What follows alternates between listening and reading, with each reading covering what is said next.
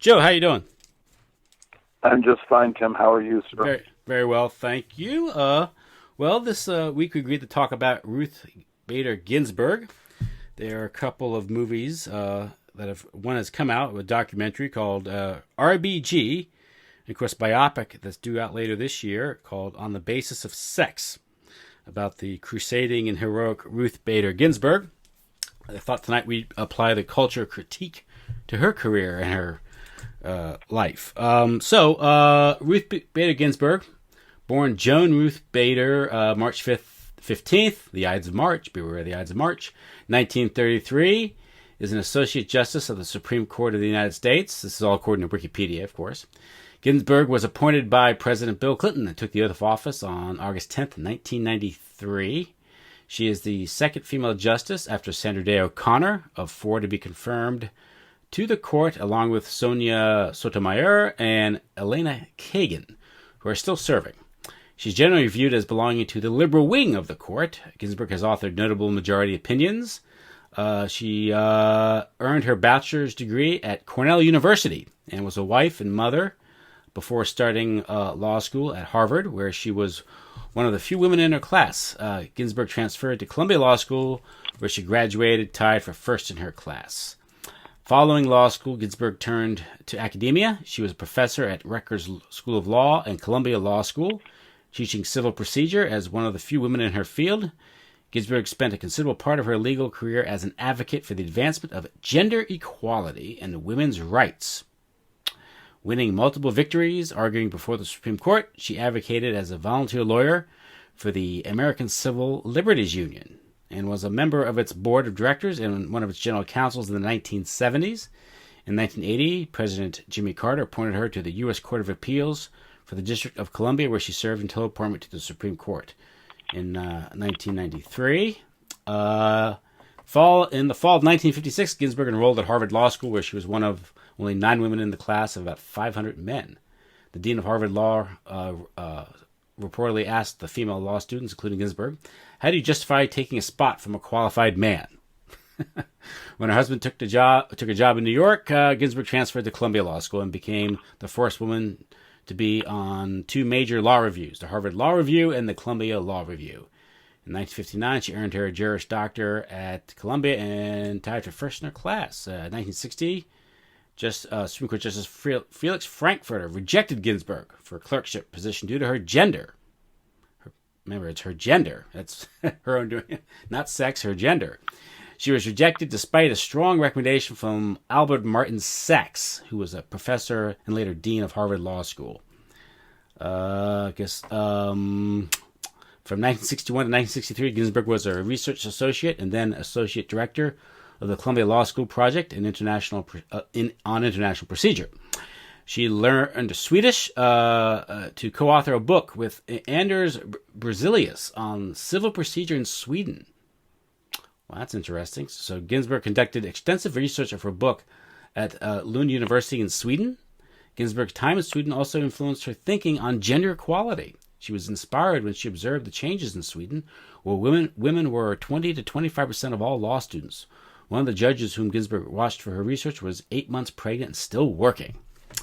In 1970, she co-founded the Women's Rights Law Reporter, the first law journal in the U.S. to focus exclusively on women's rights.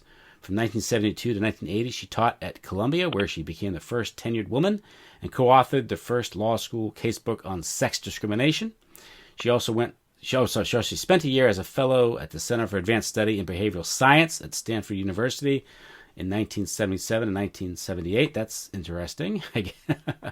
Behavioral science, so mind control, I guess. In 1972, Ginsburg co-founded the Women's Rights Project at the American Civil Liberties Union, and in 1973, she became the ACLU's general counsel. The Women's Rights Project and related ACLU projects participated in over 300 gender discrimination cases by 1974. The laws Ginsburg targeted included those that on the surface appeared beneficial to women, but in fact reinforced the notion that women needed to be dependent on men. Her strategic advocacy extended to the word choice, favoring the use of gender instead of sex, after her secretary suggested the word sex would serve as a distraction to judges. Let's see. Fast forward here. I guess one of her major cases was Weinberger versus Weisenfeld, 1975. Ginsburg represented a widower denied survival benefits under Social Security, which permitted widows but not widowers to collect special benefits while caring for minor children.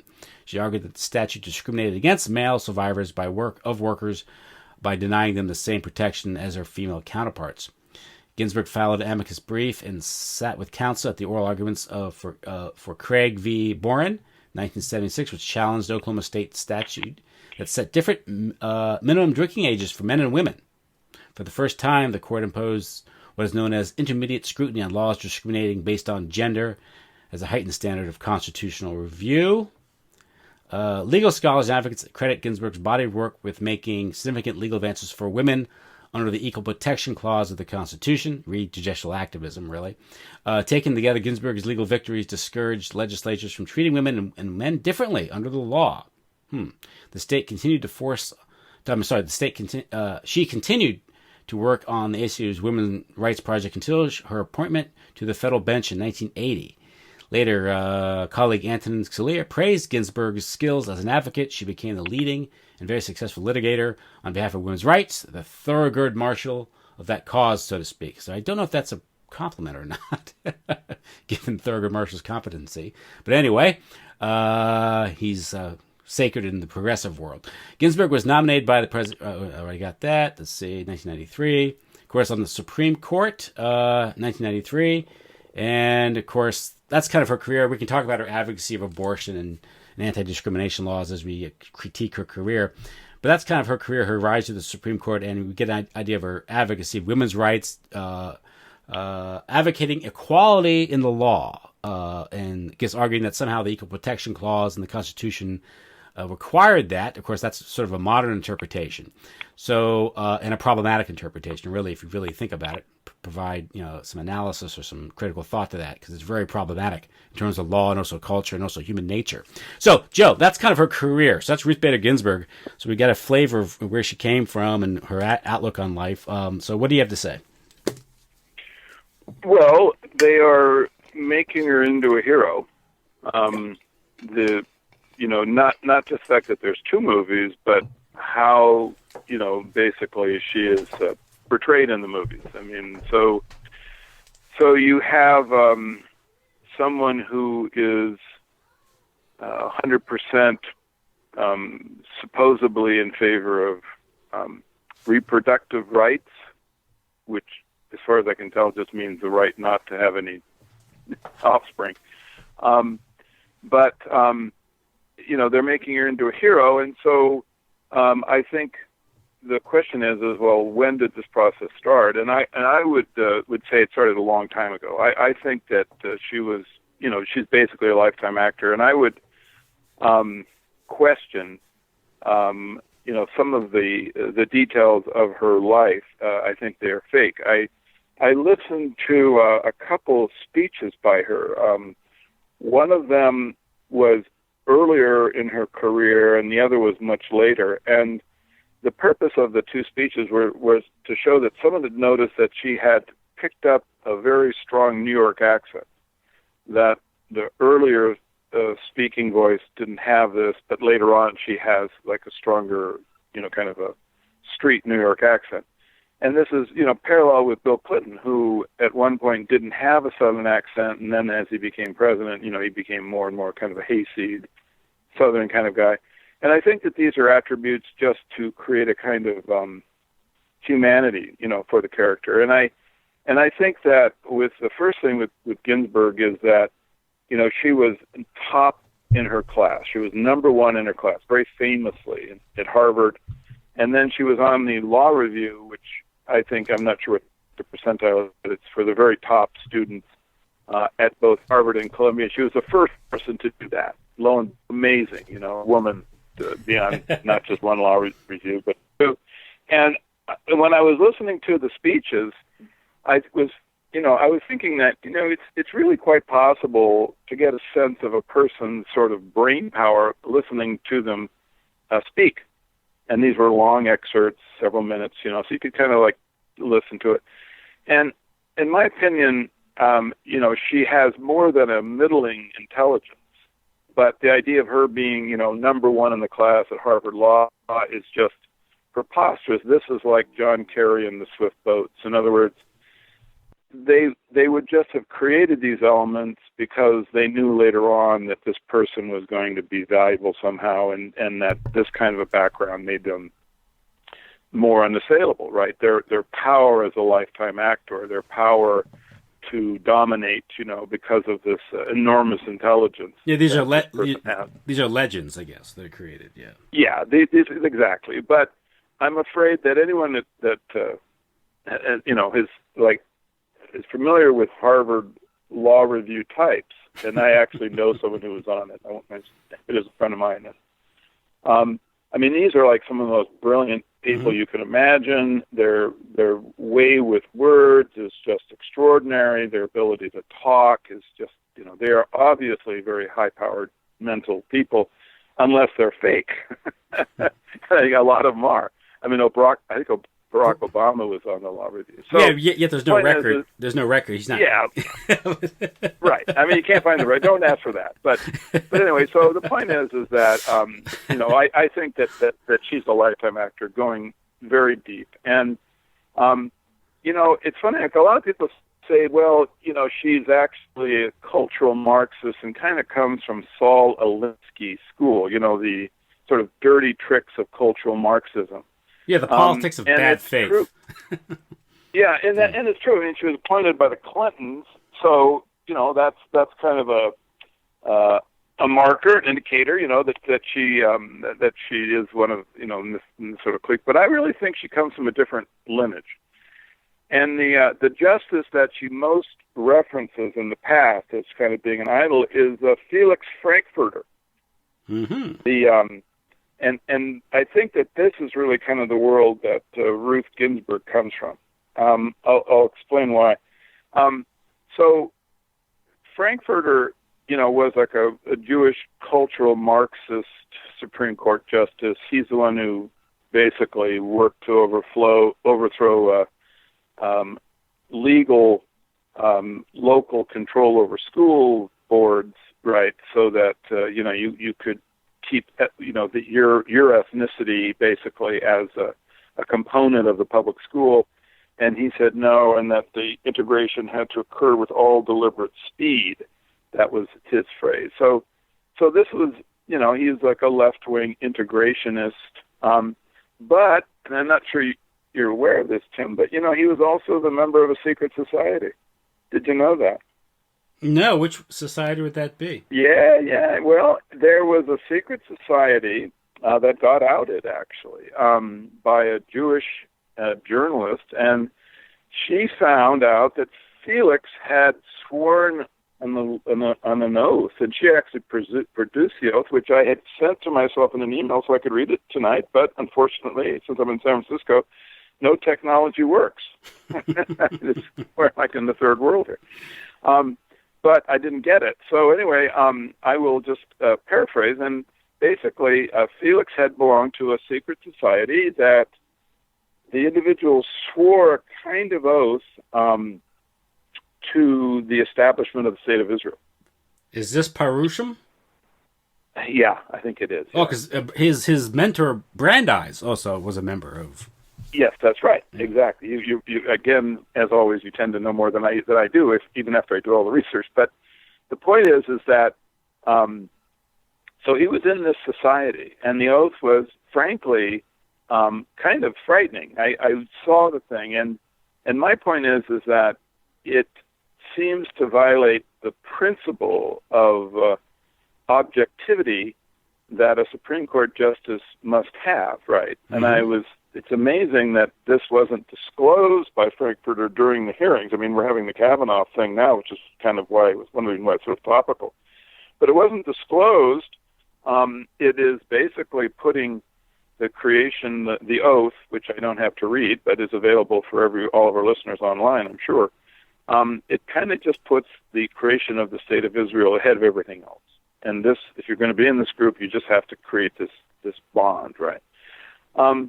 And so this was Felix Frankfurter, cultural Marxist guy, big integrationist, breaking up the ethnic component of the public school system.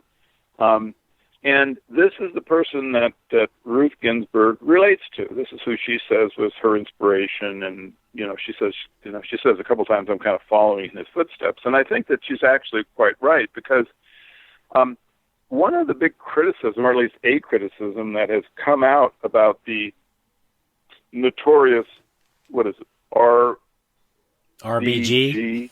I think, yes, the notorious, yeah. Because notice they're heroizing she's her. a rap star. Yeah, like a rap star, right? So she's this heroic character fighting, for women's rights and minority rights. Right? Mm-hmm. She's fighting for them. Well, this one woman who, a journalist, wrote an article called, Ruth Bader Ginsburg, PEP, P-E-P, and the PEP stands for Progressive Except Palestinians. and that article pointed out that, well, Ruth was not only aligned with this Frankfurter guy who was a 100% Zionist, but when she was in Israel, she basically never mentioned anything about the plight of the Palestinians. And the woman, I think the woman who wrote the article, and again, I had it, Tim, but I'm in a non-technological area, so I'm going to have to wing it with extemporaneous talk here. The woman said, she goes, it's really odd, because Ruth is so in favor of the rights of the dark-skinned people. She just loves them. She just really wants to promote them, and she wants to promote integration, and, of course, women's rights, but not so much for the Palestinians. She had all these opportunities to do so, and she never did it. Perhaps they're not dark enough? I guess they're not black enough. Yeah, it's a shame, because they were close, but they didn't quite make it to Ginsburg zone of protection. You don't rate it. You don't rate for protection if you're swarthy. Right. Yeah. So when this woman pointed out that, she goes, well, it was really odd when Ruth was in Israel. Instead of talking about maybe a little bit about the problems of the Palestinians, she said that she really affirmed the fact that she was a proponent of Jewish values. That they, in fact, she said, and again, these are all quotes from the article, which is online, people can get it. She said, I was really inspired by my religion. She left Judaism, she says, but she was nevertheless, it's kind of her bedrock. It's what inspired her because of the charity. And also she says, just as an example, in my office, she has one of those, I would just butcher the Hebrew word. It's one of these little silver scroll things. And on it she has a line from Deuteronomy. And they're just these three words, basically, which are, it's T-Z-E-K-E-K,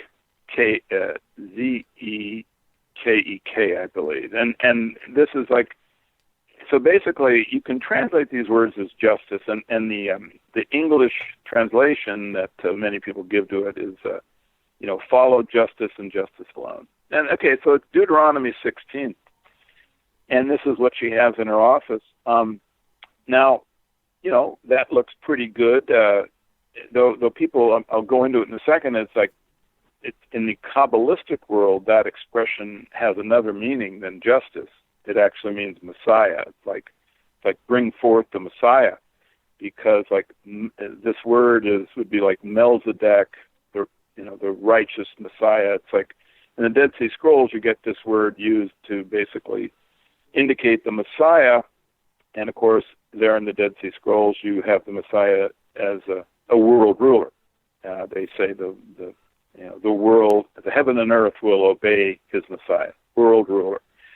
So this isn't so promising for everybody else, but it's how that the Kabbalistic people kind of look at this expression. But anyway, so Ginsburg has this there, and what's funny, Tim, is that it's from Deuteronomy. It's Deuteronomy 16 and Deuteronomy 16, and she has that expression but she doesn't have the rest of the line, which is odd, because it's a really powerful line in terms of the Jewish religion.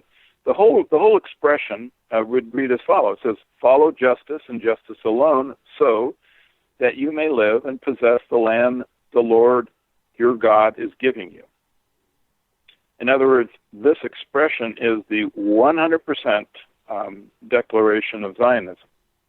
It's not in any way possible to separate the first part of the expression from the second part, and particularly from someone, who is a follower of a Frankfurter who's in the secret society Zionist organizations. Now, you may wonder about, what land are they talking about? Well, this is Deuteronomy, dude. I mean, this is where you get the description of Israel from the rivers of Egypt to the Euphrates, and they don't really give an eastern boundary. That could just be the Pacific Ocean or someplace. You don't really know. So it's a big area, but this is what they get.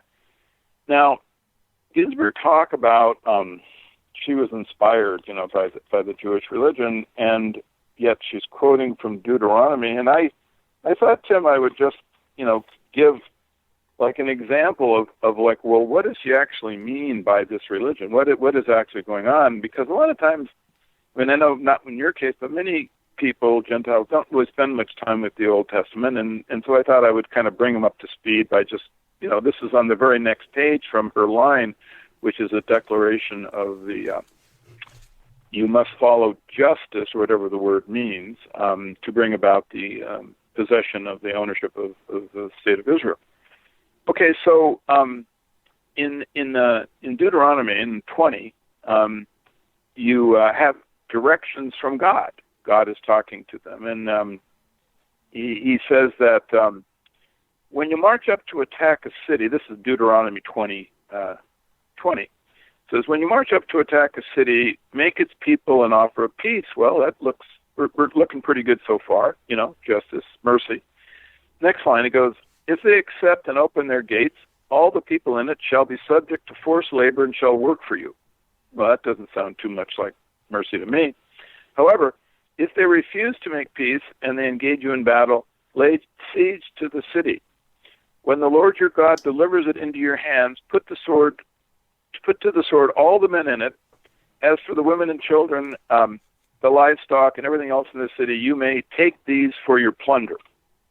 So that's kind of bad, not much mercy there as far as I can tell.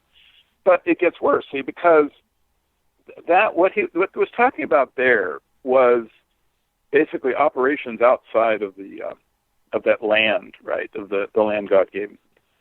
Because later on, Deuteronomy 20:16, they talk about, however, in the cities of the nations the Lord your God is giving you as an inheritance, do not leave alive anything that breathes. Completely destroy them. The Hittites, Amorites, Canaanites, Perizzites, Hivites, and Jebusites, as the Lord your God has commanded you. Now, you see, this is bad because that collection of ethnicities is not exactly able to be defined. It's very broad. I mean, who the heck knows what it means? It just means, and you see, this is why you have the problem of progressive except Palestinians. Okay, in my opinion, is that, see, the Palestinians would definitely be inside that. They just wipe them out to the last person. This is right there in Deuteronomy.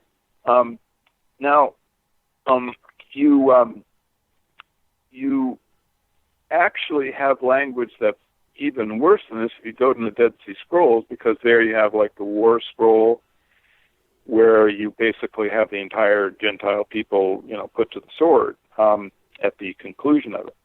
And my point is this. Okay, people say, well, these are folkloric aspects, don't really mean much. Well, it's sort of the same question that comes up with Ginsburg, where, you talk about, like, well, what happened to the Palestinians? I mean, she loves all these dark-skinned guys over here, that the Palestinians don't really get much. So where in Ginsburg's expression, and in the expression just in Judaism in general, is there a rejection of Deuteronomy? Because it couldn't be more racist and it couldn't be more genocidal.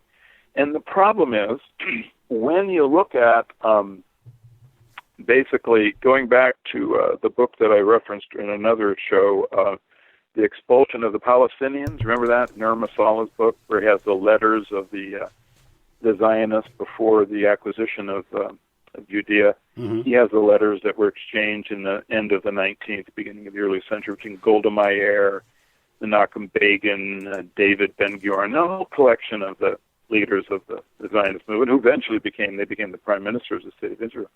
And the question was that they went through the letter exchange was they talked about the violence needed to move the Palestinians out. What would be needed to get them out of the state of Israel that they were going to set up as a religious and exclusively Jewish state. Okay, that's absolutely clear cut. That's in their documentation. And so they asked one another, does anyone here basically have any moral question about using violence to get these guys out? And I'm sure the reason they did that is because they wanted to know now. In other words, you wonder, well, why are they even having this question brought up? It's because they wanted to be absolutely certain that everyone who was going to be in a position of authority was on the same page in regards to this, because they didn't want someone going merciful and exposing basically the activity, right, the violent mm-hmm. activity, because they were going to try to camouflage it to the world. They wanted to make sure that no one would basically blow the whistle. And so that's why they had, in many of the letters, they have this question, do you have any moral issue with it? And the answer is always, no, don't have a moral issue. So my point is this, is that when you look at Ginsburg, Ruth Bader, and you see her with this little cryptic line from Deuteronomy 16 about, justice, follow justice, but then she doesn't mention that what that actually is referring to is to the creation of the state of Israel. Follow justice and justice alone, so that you may live and possess the land the Lord your God has given you. Okay, so that's the full line. She has the first, part of it, and then keeps the second part. Again, if they put the stuff in plain sight, the expectation is that no one really is going to call them on it. This way she can make representation, because, imagine in Israel when you use the first part of Deuteronomy 16 about, follow justice and justice alone. I mean, you think those people wouldn't know what she's talking about? They would not understand that that line is a specific reference to basically the justice, which is the vengeance on all of these ethnicities to possess the land that is being established. So this is how I see her, Tim.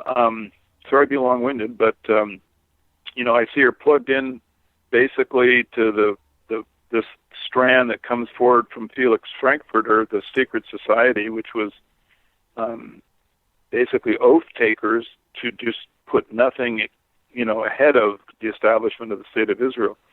When you look at Ginsburg and you see the progressive activity, what you're seeing is basically justice, because she feels that there is justice in the destruction of the Gentile ethnicities, right? And so obviously these progressive policies, these anti-family, pro-abortion, forced integration, all of these things would make sense to her in that regard, in terms of justice based on the first century, which I think is where her perspective is, vengeance. And then Zionism. And then now suddenly she makes perfect sense. I mean, before this interpretation is given to her, there's this big question mark about, well, she never says anything about Palestinians. How come? And that the lady who wrote the article, PEP, she was wondering. And I think basically, if you look, hard enough, you can see the answer. Yeah. First thing is you do have an issue of these of American Jews having a loyalty or a devotion to Israel, which is a foreign state. And so the question of due loyalty or just loyalty comes up when these people are entrusted with a powerful office of state. This is a problem that goes back even before the founding of Israel. One is you mentioned Frankfurter, and his mentor was Louis Brandeis, who was the first Jew appointed to the Supreme Court, I think, by Woodrow Wilson back, I think, around 1915 or 16, if I have that right. And there was a question of some suspicion because he was Jewish, and that has since been written off as just prejudice, anti-Semitism, bigotry, and these things. But lo and behold, we find that he did indeed belong to a secret society, something that he said he had renounced when he was entrusted with being a member of the Supreme Court, and he worked behind the scenes to fulfill the Zionist project, using the vessel of America to help, as did many Jews in America in the First World War period and the Second World War, in finance and government and these things. So it lo and behold, it does become a legitimate question if they indeed consider themselves a member of a tribe who have some loyalty to this entity called Israel. And so it does become a legitimate question, especially when it's been exposed that these Felix Frankfurter and Louis Brandeis celebrated Jewish members of the Supreme Court who belonged to a secret society with a secret oath, which would contradict their oath to the United States and to the when they became Supreme Court justices, or they became judges, I imagine. So that's a legitimate problem that we see. I think many people have commented about that with the infiltration of the U.S. government by Israeli interests. And I think Phil Giraldi made this case. Unfortunately, this raises the suspicion of any Jew in government or in power, whether they can be trusted. And this is something they've pretty much brought on themselves, because they out and out say it. They'll say that their job is to support Israel and support Jewish power and these things, and they shouldn't be shy about it. Alan Dershowitz has said these things too. So it's, when they say it's progressive to have Jews in the Supreme Court, well, okay, that's fine. But the problem with that is, lo and behold, they always seem to be working on some secret agenda. And not so secret agenda, because it's kind of like hiding in plain sight in many cases.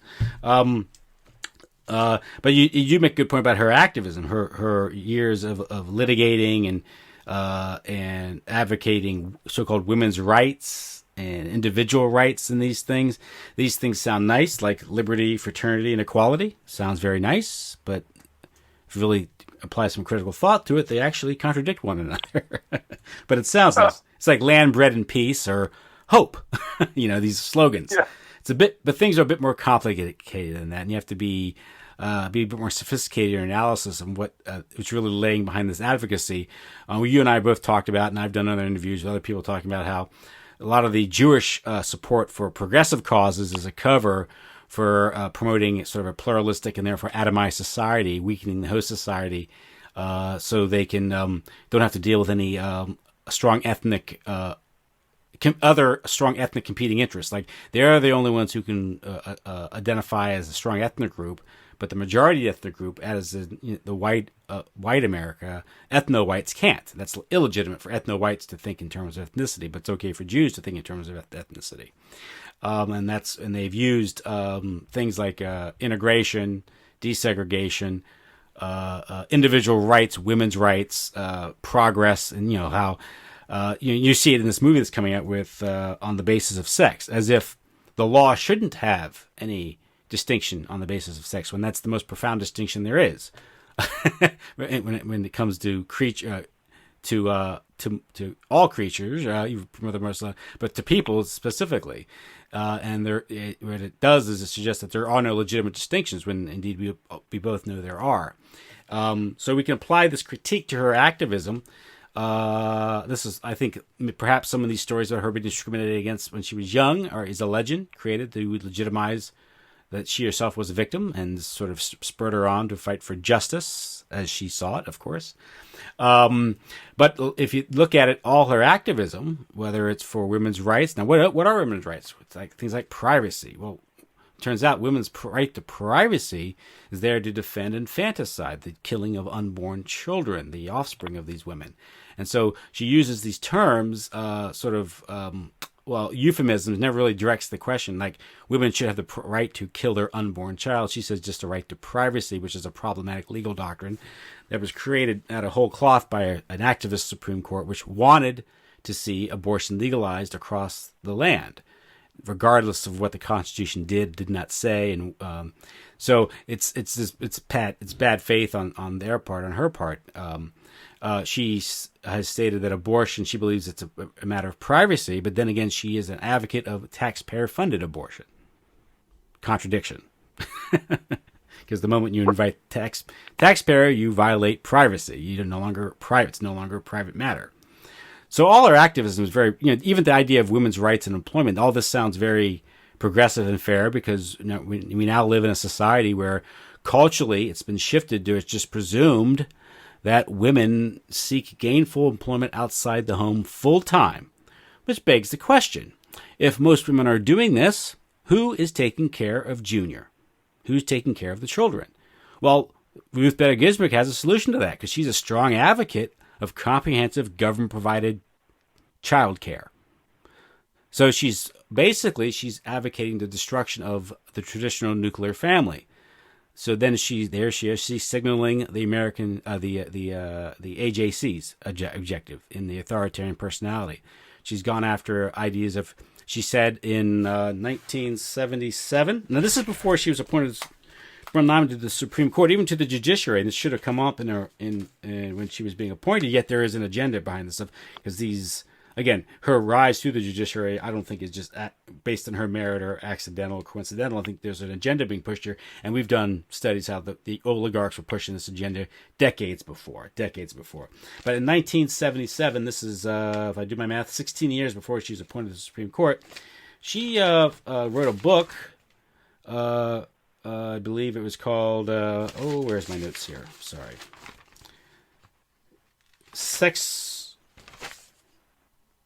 Here we go. Sorry, here. Find my notes. Fortunately, I can't find the title. Oh, sorry. I'm sorry. Sex Bias in the U.S. Code, 1977. Basically, it was a study on how the law would be changed when ERA, the Equal Rights Amendment, was passed. It was considered a foregone conclusion at the time. Of course, ERA was stopped in its tracks by the activism, mostly by Phyllis Schlafly in 1977, by pointing out what the effects of the Equal Rights Amendment would be on law and society. But in that book, she suggested that we need to do away with the concept of breadwinner, father, and the wife in the home as the caregiver, and the role of father, distinct from mother, should be excised from the law. And it was this type of advocacy. She also which stopped ERA because people became cognizant of the fact that this wasn't just a slogan. Equal rights sounds so nice. People realized this is the level of thinking, even as late as the 1970s, so much better than it is today. You couldn't just sell someone on a bumper sticker slogan. And there are some profound implications if ERA was passed. One would be women in the military, women in combat. One would be the destruction of single-sex education institutions and these things. And so it was stopped. So she's advocating all these institutions, advocating laws that will weaken family, that will weaken, when she says she supports advocacy that women become independent. Independent from what? Okay, you can say they become atomized. Other than pick another word, atomized. Depends how you interpret it. So if men and women no longer need each other, okay, you're going to have people not forming families or getting divorced or higher rates of divorce. And we all know how this was promoted in the 60s and 70s with no-fault divorce, and also the culture. We haven't gotten into the culture agenda that's being promoted by the Jews that control Hollywood and the culture industry. So there's a legal agenda being pursued. At the same time, there's a cultural agenda being pursued, and both are supporting one another. And they're both dominated by members of this particular ethno-religious group, which is suspect to say the least. So. Yeah, and remember that and I think you're absolutely right to link her to the American Jewish Committee as the authoritarian personality, which is, basically a declaration of ethnic warfare using pseudo-psychological and pseudo-sociological science, right? They talk about, and they're very clear about, they're going to use propaganda, which is just basically mind control, to implement sex, drugs, and rock and roll. And so with Ruth Bader Ginsburg, on one hand, you have just the evaporation, she wants the legal evaporation of all of the distinctions between men and women. In other words, their sexuality is basically irrelevant and is not a function that can be, brought into a legal context. And of course, the idea is, going back to the authoritarian personality, is that there is no father, right? Mm-hmm. The father is because, the family is gone. They're just individuals. Their sexuality is question mark. And then the final touch, and what really I think should help people understand Ginsburg, is that she also advocated that the age of consent for sexual acts that could be prosecutable be lowered to 12 years old. Mm-hmm. Right. And again, this is not, people may think, oh, that's just ridiculous. No, this is fact. She actually advocated it. And so when you combine all of these elements and then compare them to the authoritarian personality vision, you can see the relationship. These are not the relationships between Ginsburg's legal advocacy and the pseudo-psychological advocacy of the American Jewish Committee's authoritarian personality. Tim, they're the same thing. And the law has essentially been weaponized because it's been weaponized. Yeah, exactly. It's been weaponized, and so you're looking at a lot of different forces that are demolishing European culture. You've got Hollywood, with pornography, and also with basically weaponized integration and weaponized feminism. Right, this is all coming at you in all of the media, both the news and the films and whatnot are obviously all of these trend-setting, with transgender, with where we are today, of course, had this long process that's sad but very clear.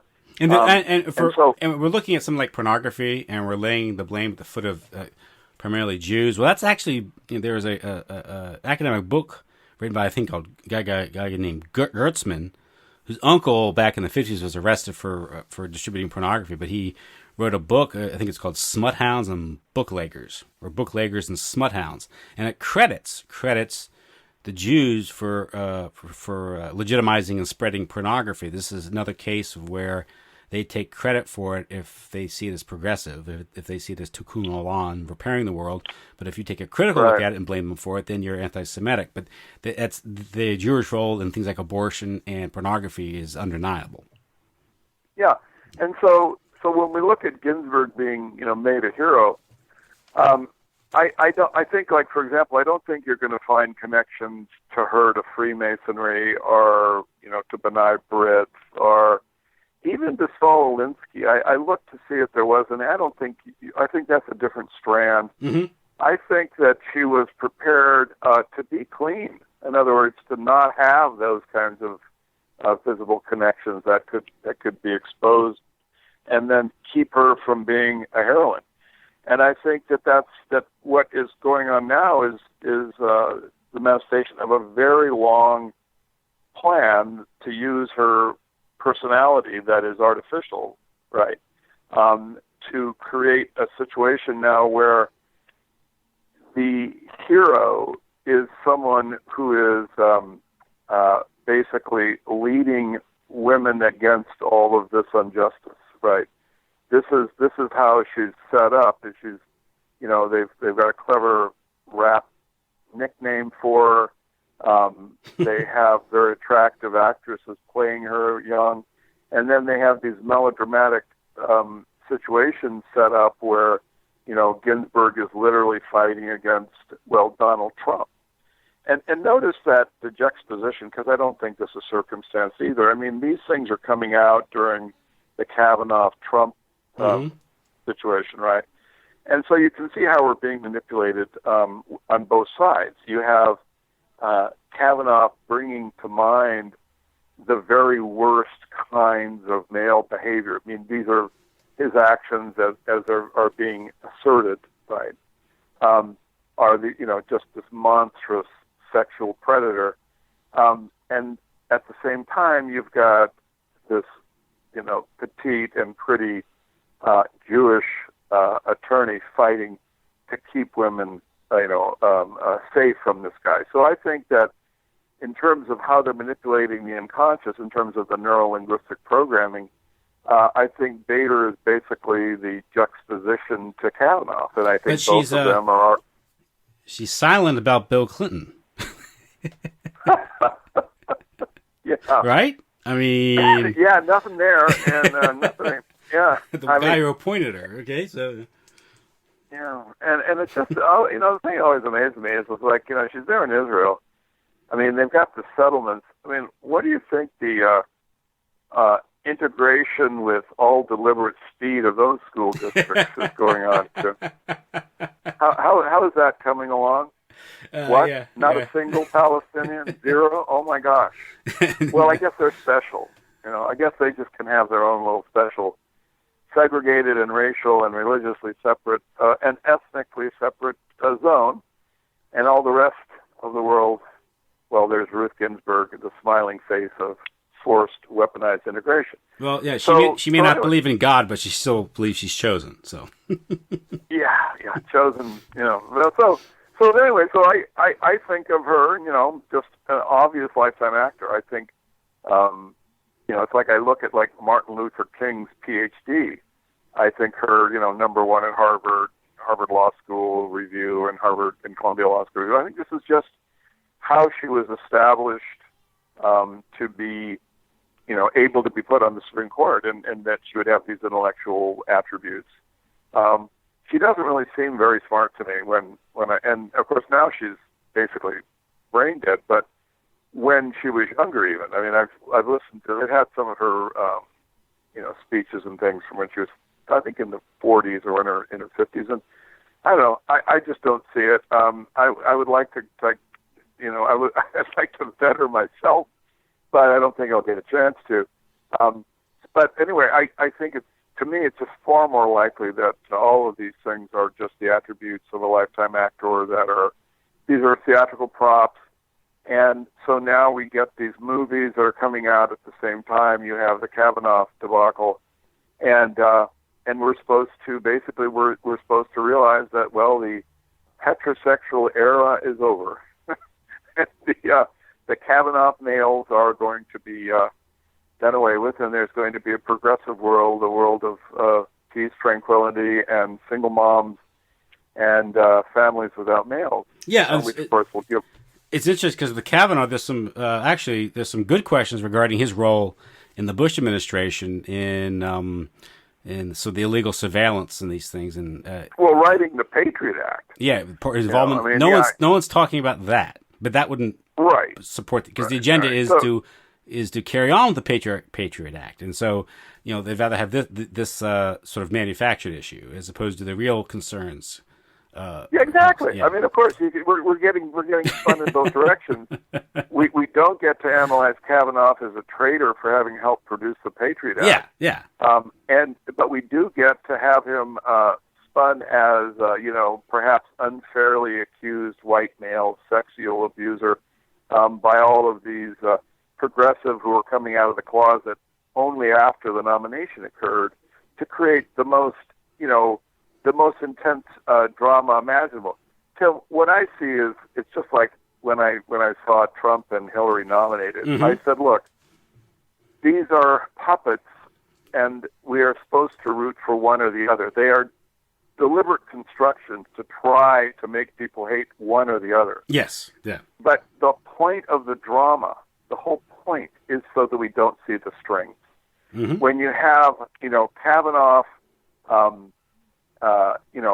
now struggling with the nomination, at the same time you've got the notorious RBG movies in place, the public is just being spun. We root for one or the other, and what we don't see is that there really isn't any distinction in terms of the control of both of these individuals. The Federal Reserve will continue to control credit and give the ill-gotten gains to the families and ethnicity that own it, and the wars will continue unabated. The Supreme Court will not step in and restrain the president from illegally using our military in this way. These things won't matter. These things will not be addressed. Now, same-sex marriage, yes, that will be an enormous puppet show. Yes. Drama everywhere and same-sex bathrooms. And Tim, do you mind if I digress just for 1 second, tell a little story what happened to me yesterday? Certainly, go ahead. True. Well, I'm in San Francisco, and here anything can happen. And so, Joe, don't walk around with your shirt off in San Francisco. Yeah, I would. But that's the second part of the story. But okay. So the first part of the story is I was what street I was on? Castro? Market Street. Okay. No, I was on. Yeah, that was later. I was on Market Street, and a huge demonstration came marching down. It had full police protection. They had 20 cop cars and police, and they had a marching band, and they had people with placards. And there were hundreds of them, and the huge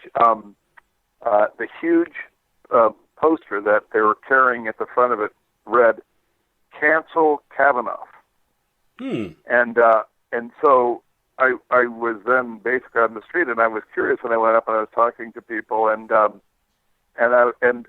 who was promoting it was the Socialist Organization of America. That was the promoter of the Cancel Kavanaugh display that somehow has been able to get 20 police cars. Now, I thought, nothing much of it. I thought, well, I'm at least glad to see some political activity from people. They were polite, not any kind of a big deal. Later, in another part of the town, we came across another parade, which was what's called a Pride Parade, and there was a name for it, and I forget. I had it written down. Everything is done. But it was a Pride Parade, and in this parade, it's basically promoting the fun homosexual lifestyle. I mean, this is, something traditional here in San Francisco. And it was actually larger than the Cancel Kavanaugh parade, situation. There was like maybe 500 people. But what was interesting and was that there was a lot of naked genitalia in the parade. And I mean, this was like down a public street, and no one was arrested. It was just, and there was also effigies. There was like phallic dolls and things, And they're proud of this. Well, yeah, it's called Pride, and I think it's about time for a shame parade. Yeah, I would have had the shame, but anyway, my thing was I was there with someone, and I said, even Sodom and Gomorrah, there was politeness. I mean, we have really got to the bottom of the barrel here. This is pretty grim. So, San Francisco culturally, I'm sorry, I'm not sure how they're going to come up out of it. But the reason that I, had these kind of poignant thoughts and even brought up these little stories is that these are all related, honestly, to the sum total of the group and the organization that Ruth Ginsburg played a role in. Mm-hmm. I mean, there is really no, it's all part and parcel of the same thing. And here we are. People can now see where we're going to, what we have become. And so I hope that this would create some energy in the listening public that need to organize and try to find ways to resist, because they are well organized. When you look at the Ginsburg, and think of her as a lifetime actor, and think about, it's like Gloria Steinem getting the Chester Bull Scholarship, from when she's in college, where, in other words... Where's the movie about Phyllis Schlafly? Yeah, where is the movie about that? I think that's more of a stunning story, because Phyllis Schlafly went against the zeitgeist, didn't have corporate government backing. I mean, it really was a lifetime actor. Genuine grassroots, yet no movie. Yeah, absolutely. absolutely, and exactly, and like, where's the movie? You think in Hollywood, supposedly, which has creativity, ambitiousness, mischievousness. These are the things that they kind of claim. Where's a movie exposing the possible dark side of notorious Ginsburg? No, her promotion of pedophilia, the legal promotion, and connection to gay rights, Harry Hay and NAMBLA and these things. There's no, they don't want to talk about that, or the fact that she actually said that her advocacy of abortion was largely related to her fear of overpopulation, and therefore it's eugenics. And so it's not about love and privacy; it's about reducing numbers of less desirable people in her mind. Exactly. That's progressive. And when you that's very progressive. And then when you look at the lack of support for the Palestinians, you can see that it's very consistent. Mm-hmm. The people who are in the thrall of Ginsburg and think that she's a heroine, they should really ask a serious question about her relationship to the Palestinians, because this is the easiest, kind of marker giveaway, that you can, that's the exposed moment, where you can really see, what her words actually mean, and who she really is, because they're the ones who, are basically, they are what we will be. We have to look at the Palestinians as our future. Well, so she'll use groups like the Palestinians to shatter European societies, promote wars, sure. So they can create a refugee crisis and flood. Interesting enough, a country like Sweden, right, which she took notice of, interest of back in the 1970s about promoting cultural Marxism in that country and sort of, I guess, undermining or demoralizing that country so it could be set up to face what's facing today, which is, being demographically wiped out. Genocide. Yeah, they're going to zero, and so it could not possibly be circumvented. This is all well organized. They're trying to take these populations to zero. This has been obviously it is part and parcel. It's like when I was reading Deuteronomy, right? It's that old. This is their perspective. If they didn't feel this way in their heart and in their activity, they would be talking about Deuteronomy as something that was incorrect, that needs, that is wrong, and they would be applying the error of it to manifest some charity toward the Palestinians. Nothing, right? Nothing. The genocide just goes on every day. No one says a word from this collection, and it's because, frankly, they're more aligned with Deuteronomy than they are with any kind of, progressive, flowery language. I mean, Deuteronomy is what is basically in back of Ruth Bader Ginsburg, and that's why she has it, on her wall in her office. Yeah. And there's one thing I wanted, her jurisprudence, and this is jurisprudence, or this idea of being a liberal activist judge, a progressive judge, and these things, is very problematic from the standpoint of constitutional law, because we all understand that ostensibly the function of a judge is to interpret the law based on the reading of the law, and you have to have what they call judicial temperament, meaning that you shouldn't let your personal preferences or ambitions reflect in your decisions or shape your decisions. There's the law, and we all know that that's not the case. That's not what judges do now.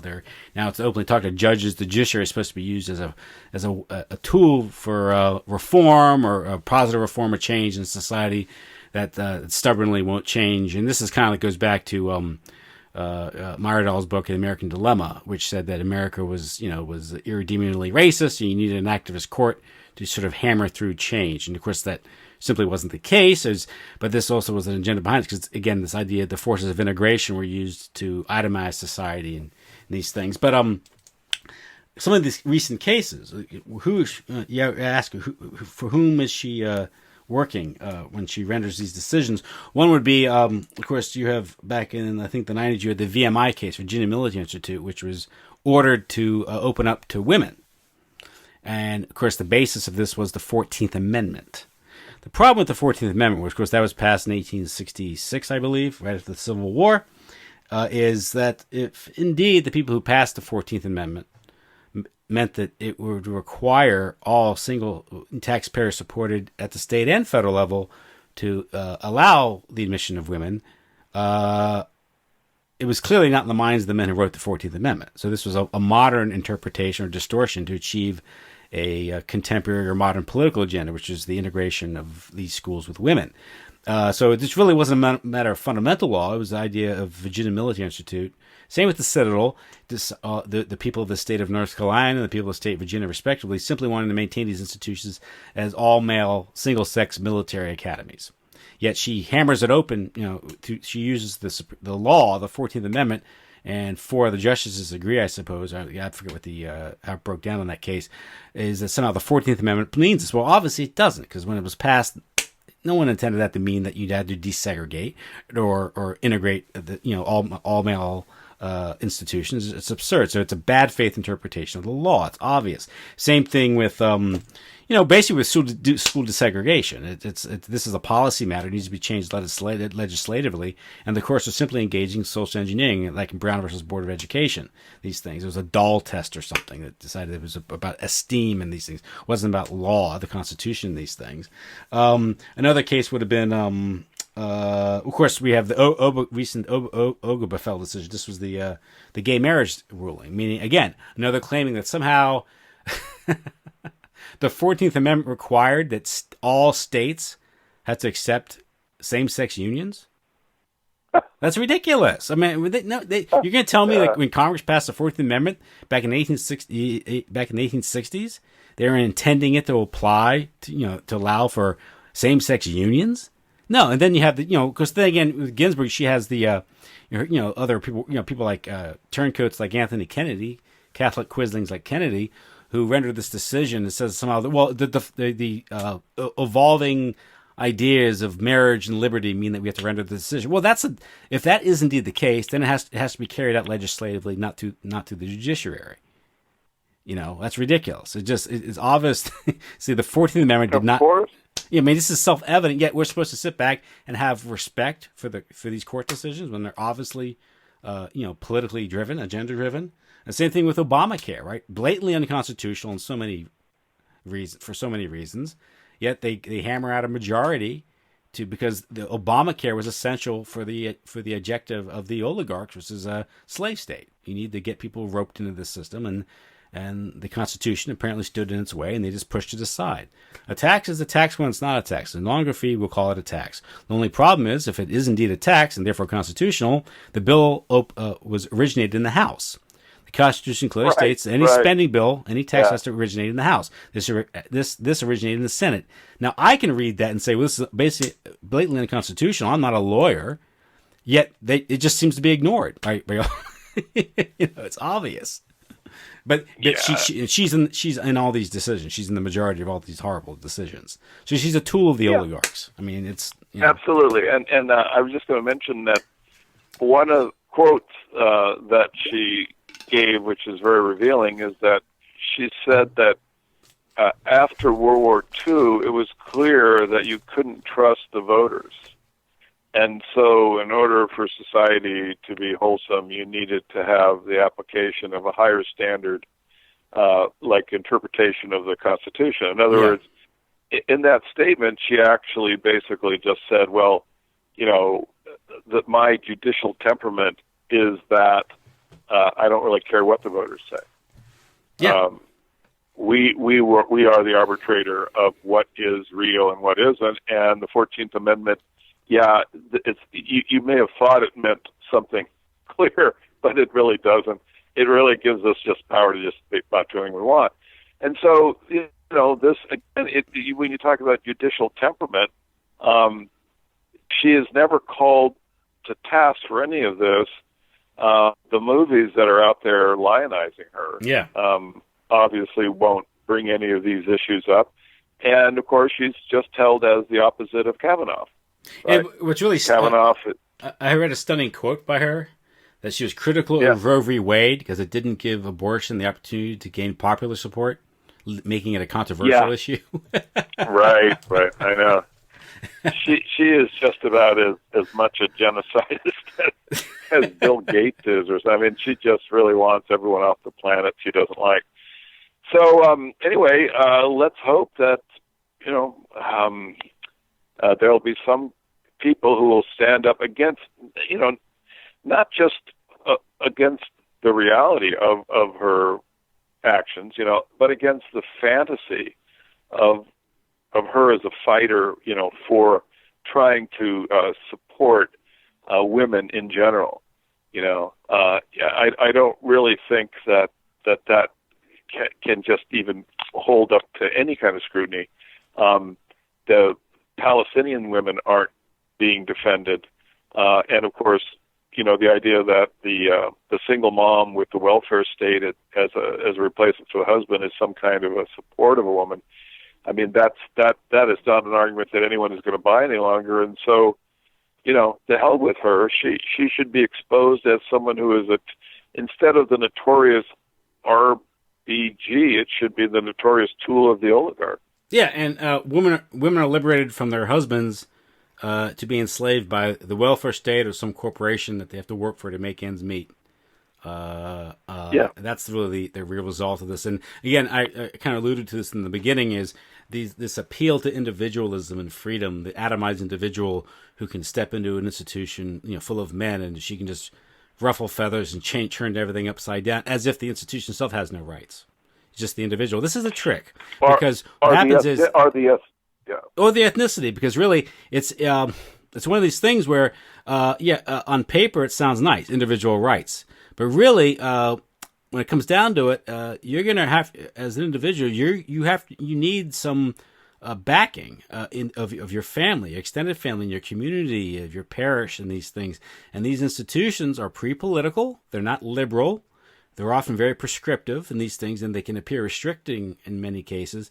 But they're the only thing you have to defend yourself against the cold embrace of the corporate state, which you stand naked before if you don't have your family. And that's what these women are discovering today. You have these careers, and a few of them may have high-powered jobs. Most of them are just working to make ends meet, working 2 jobs, perhaps 2 part-time jobs. They're lonely, have no family. They're unhappy because they're not fulfilled. They're not fulfilled because at the end of the day, all they have are things and money, if they're lucky, and little of that in many cases. But you have no purpose. And really, the reality is, at the end of the day, the only thing that matters is the people you leave behind, and that you have to have family for that. And she set up a situation where that is no longer supported by the institution. In fact, that is targeted by the education institutions, economics, and these things, and government. Yeah, absolutely. And they talk about, RBG will be there to protect you by, the production of the welfare state, which of course is just a straight shoot into absolute slavery. But that's the irony, is that these feminists come across as strong, independent women. We can do it our own, but they're the strongest advocates of like the welfare state. That's complete slavery. I mean, it's straight shoot into slavery. And the thing is, when you look at like Jewish feminists like Ginsburg, she talks about all the things that will support a woman, and of course they're all, for some reason, things that will break up both the family and the ethnicity. Mm-hmm. Right? Because remember, we're going to this, multicultural, right? So the ethnicity, that is, even though that's never discussed or brought up as something that could support and protect someone, my question is, when you look at like Gloria Steinem and Ginsburg, who are often together, making fist power symbols, they benefit from what I would call the Jewish ethnicity, don't they? Mm-hmm. Well, why isn't then the ability of the ethnicity as something to support and defend someone ever mentioned in any of these discussions? Well, because white ethnics don't have that privilege to acknowledge or any interests. They have to be atomized and weak because they're privileged, and so it's only the oppressed groups. Because Ginsburg goes to Israel all the time. They were going to give her this big award, and then they found out they couldn't because she was a judge. But So she goes there, and she checks all the boxes as a big-time Zionist and gets tremendous pleasure and benefit out of this ethnic enclave. And then she comes back and lectures, women as to, all of the good stuff she's done for them. But I never hear her talk about, well, your ethnicity is kind of evaporating. And that's a shame because, ethnicity can really be a powerful defensive thing and a thing that can create great meaning, like in my life, But you don't hear that. No. And I just wondered, well, why not? Why not, Tim? Well, because their strength, our strength is diversity, and it's their strength, right? Their strength is our diversity.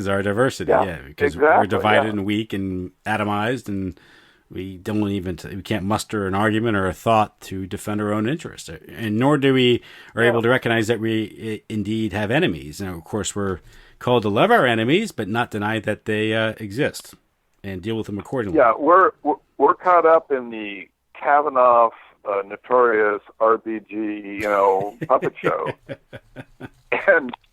and whether or not he blacked out and before he, groped a woman is like something that people are paying attention to. When the simple truth, this such obvious truth that Ginsburg is enjoying and being protected and promoted by her adherence to it, her ethnicity. Her ethnicity has tremendous benefit. Mm-hmm. The European ethnicities are all just being evaporated as quickly as is possible. And the fact that her ethnicity is beneficial, you would wonder why, since she's such a promoter, right, of all of the dark-skinned people and women, why she never brings up the fact, you guys should really look into maybe promoting your ethnicity. It sure works for us Jews. Yeah, I never hear that. Yeah, and good example is whenever there's there's I believe 3 Jewish members of the Supreme Court now, and whenever there is, usually it's when there's a Catholic appointee, the Catholic will be questioned about their religion and what role Catholic dogma has in their thought and perhaps in their jurisprudence and how they approach the law. That's interesting. Okay. Yeah.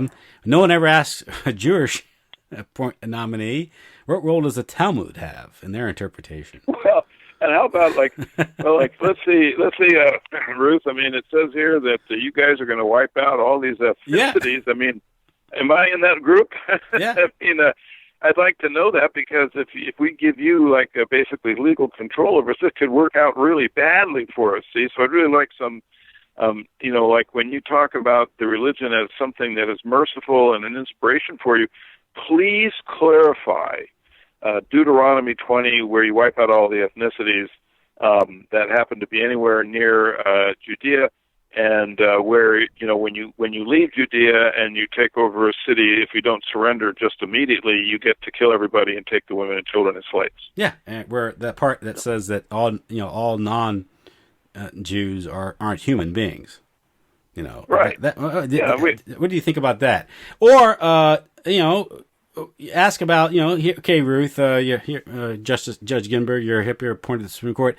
Back in 1977, you advocated doing away with fatherhood, mother in the law. That's kind of radical. Would that affect your jurisprudence? Or what, you think that the age of consent should be reduced to 12? I don't think we have someone on the court who believes this stuff. That's pretty disturbing. But she was approved 97-3, despite this long paper trail of radical activism. And it just shows the special treatment she got because she's Jewish. Yeah, exactly. And it just shows, that they control. It just shows this Masonic Jewish society runs. I mean, the so-called Congress is just a complete joke. I mean, it's an obvious artificial apparatus. Well, most of the senators asking the questions, they probably have files of them over there in Tel Aviv about them with either dead girls or live boys. So Congress those that aren't cryptos. Yeah. And what's interesting is actors, yeah. She's an advocate of the Equal Rights Amendment, and she was defeated by Phyllis Schlafly through the legitimate political process, legislative process, grassroots activism, so she becomes a judge. Then she and many of her colleagues in the judiciary, in the bureaucracy, moved to gradually implement the Equal Rights Amendment just through judicial activism. That's what the VMI decision was. It was basically an application of the Equal Rights Amendment. Didn't pass, and they're doing it gradually through this evolving understanding of the Constitution. One of the main reasons why ERA didn't pass in the 1970s was Phyllis Schlafly said, if you take this law as it is written and amend the Constitution with it, it could be used to justify same-sex marriage. And lo and behold, what does the court do? Years later, a few decades later, is they say it's a matter of the 14th Amendment that all states have to recognize same-sex unions. To hell with the legislatures, to hell with popular will. This is what it must be done. And this complete bad faith. They quite frankly, when a judge does this, they should be impeached. That's the responsibility of the Congress, of the Senate, to oversee this. The House and Senate to oversee these things. When they find a judge that lacks judicial temperament, there's nothing wrong with removing him or her from the bench. That's complete, and that's in the Constitution. But again, what they're doing, they've changed the culture, and this is where Ruth her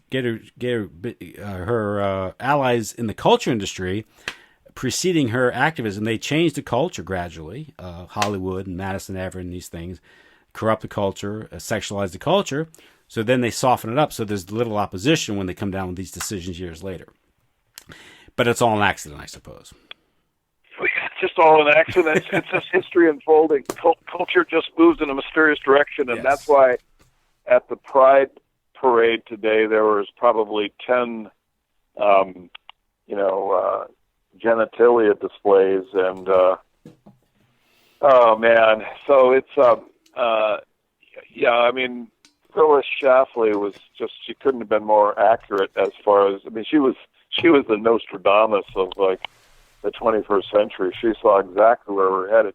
The question is how to head in a better direction, because as we move now, they have all these biologically damaged humans. They've got the sperm count so low that I'm sure that this is affecting, masculinity. It's got to be in a diminished state. They've got all the plastic memory, the toxicity.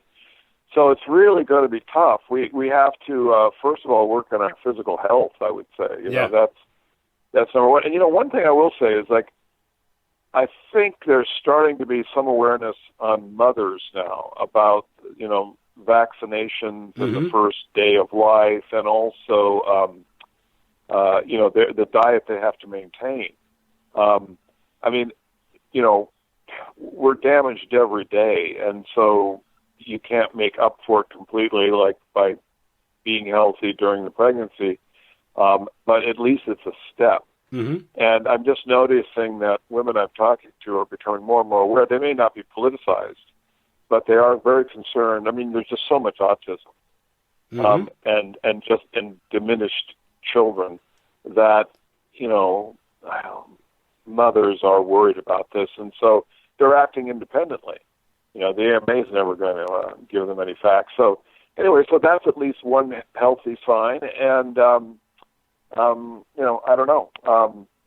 We'll just take it one step at a time. The most important thing is information. You've got to build out the schematic. When you have something like these films heroizing Ginsburg, I mean, people who are aware, we have a responsibility.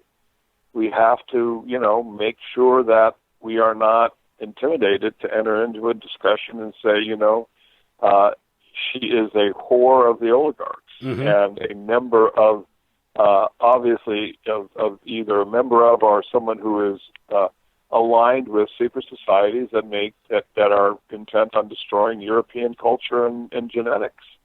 This is who she is. So that's our role, Joe. Yeah. Okay, Joe.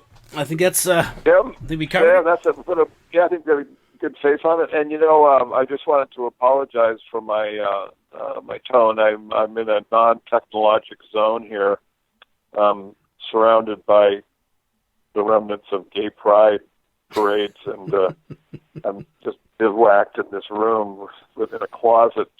So next week, I promise you, everything will be back to normal. But anyway, sorry for the sound. Yeah, San Francisco is the only city where the straight people are in the closet. So. Yeah, that's right. And we're staying here, buddy. We are not coming out into the street. All right, brother. Okay. I'll talk to you next week. Enjoy your weekend. Bye-bye. All right. Good night. Bye-bye.